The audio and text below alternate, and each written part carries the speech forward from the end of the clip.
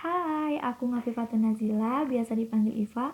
Pada kesempatan ini, aku akan mengulik beberapa hal-hal menarik dari salah satu buku yang baru aja selesai aku baca. Tapi sebelumnya, pernah nggak sih teman-teman berhadapan atau menghadapi orang-orang yang kadang sikapnya itu sudah melewati batas, yang mana kadang membuat kita merasa malu, membuat kita merasa tidak percaya diri, dan bahkan membuat kita merasa sakit hati? Jika memang pernah, ada nggak sih keinginan dari teman-teman ingin menyampaikan atau ingin mengungkapkan apa yang sebenarnya teman-teman rasakan kepada orang tersebut tanpa harus menyinggung atau menyakiti perasaan mereka? Jika memang iya, menurut aku teman-teman akan menemukan jawaban-jawabannya ataupun cara-caranya dengan teman-teman membaca buku ini, buku yang berjudul Tak Mungkin Membuat Semua Orang Senang. Nah, buku ini sendiri ditulis oleh seorang penulis yang berasal dari Korea yang bernama Jong Moon-jong. Jong Moon-jong ini sendiri adalah seorang perempuan yang menuliskan buku ini berdasarkan pengalaman-pengalaman dia sendiri. Nah, buku ini sendiri terdapat beberapa bagian-bagian yang menurut aku juga sangat menarik dan juga sangat relate dengan kehidupan kita sebagai orang Indonesia. Kemudian pada prolognya sendiri, si penulis menuliskan terkait dengan bagaimana menghadapi orang kasar yang kita temui dalam kehidupan sehari-hari. Nah, si penulis menuliskan pengalaman dia ketika dia menonton suatu acara di televisi, yang mana di acara tersebut terdapat seorang laki-laki dan juga seorang perempuan, yang mana laki-laki ini sendiri memang sudah dikenal sebagai orang yang memberikan komentar-komentar atau tanggapan yang begitu kasar dan juga tajam. Nah, pada saat itu si laki-laki ini memberikan komentar kepada si perempuan bahwasanya kalimatnya seperti ini. Wajah kamu mirip dengan laki-laki, mirip dengan wajah laki-laki. Kemudian tentunya ya sebagai orang yang ada di acara itu, mungkin kebanyakan orang akan tertawa ataupun akan menganggapnya suatu hal yang biasa dan juga akan menyetujui pernyataan dari si laki-laki itu. Tapi lain halnya dengan perempuan ini, perempuan yang dikatakan atau mendapatkan komentar ini.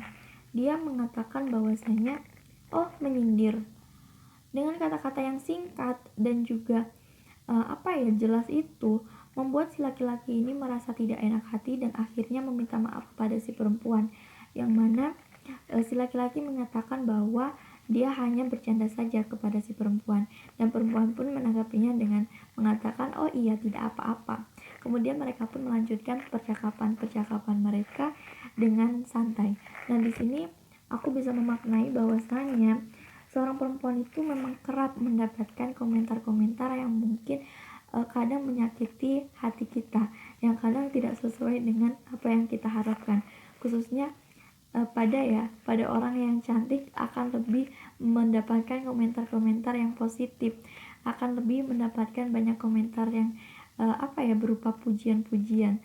Lain halnya dengan perempuan yang tidak sesuai dengan ekspektasi orang lain, kemungkinan mereka akan sering mendapatkan komentar-komentar yang negatif yang membuat si perempuan ini akan merasa sakit hati ketika mendengarnya. Kemudian juga si penulis menuliskan bahwasanya di sini orang yang berkata kasar atau orang yang selalu melewati batas itu karena hanya mereka mengabaikan kenyataan bahwasanya jarak psikologis setiap orang itu berbeda-beda. Nah, kemudian terdapat juga bagian-bagian yang menurut aku juga tidak kalah menariknya, seperti halnya pada bagian tidak perlu menjadi orang baik, yang mana di sini penulis menuliskan suatu saran kepada kita sebagai pembaca bahwasanya orang-orang yang cenderung ingin menjadi orang baik mulailah membiasakan diri memikirkan apa yang sebenarnya diinginkan. Wah, bener ya. Menurut aku memaknai kata-kata ini dengan ya emang kita itu seharusnya memikirkan apa yang sebenarnya kita inginkan, bukan memikirkan apa yang sebenarnya orang lain inginkan. Kadang kita selalu memikirkan keinginan orang lain padahal belum tentu itu baik untuk kita.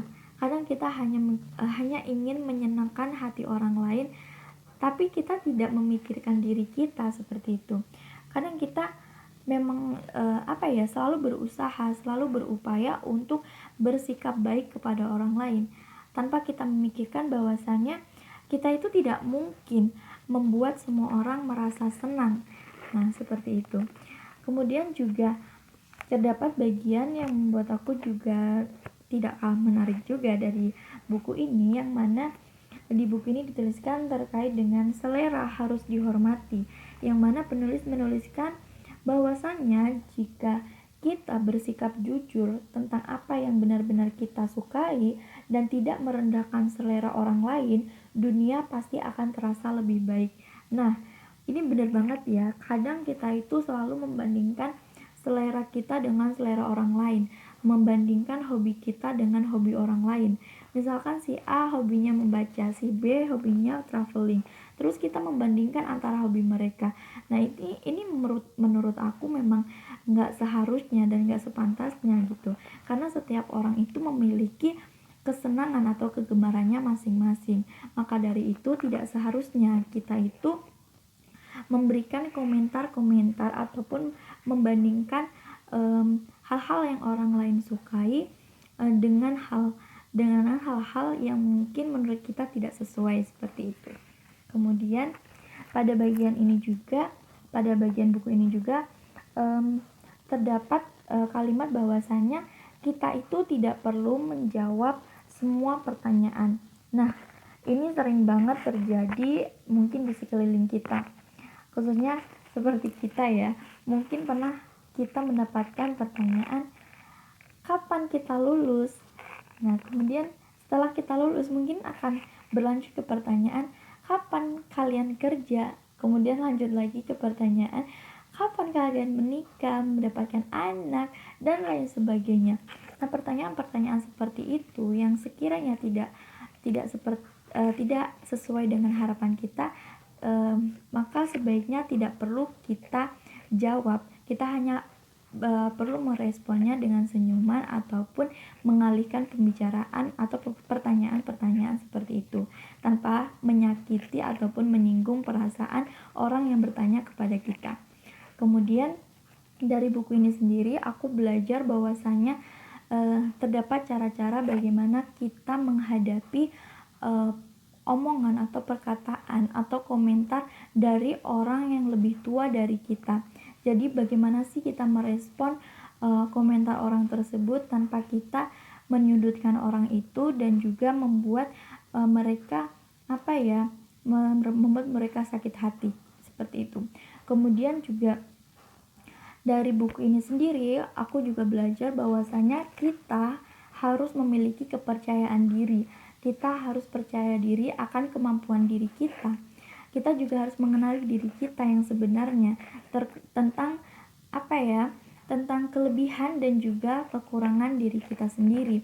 Yang mana dengan kita mengetahui atau lebih mengenal, lebih dekat dengan diri kita, kita tidak akan mudah mendapatkan atau terpengaruh dengan komentar-komentar orang di luar sana, sehingga kita tidak mudah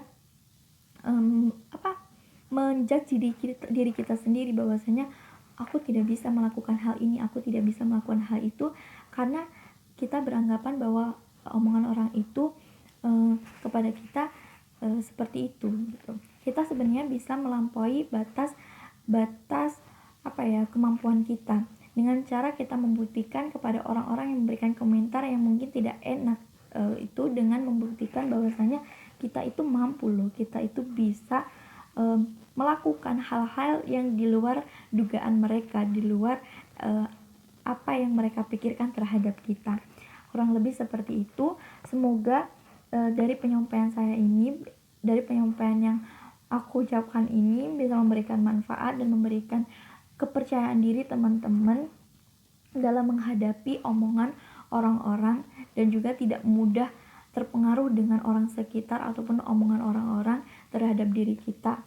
Nah, semoga bermanfaat dan juga jangan selalu menginginkan atau jangan selalu mengharapkan orang lain akan selalu berkomentar baik terhadap kita. Jangan.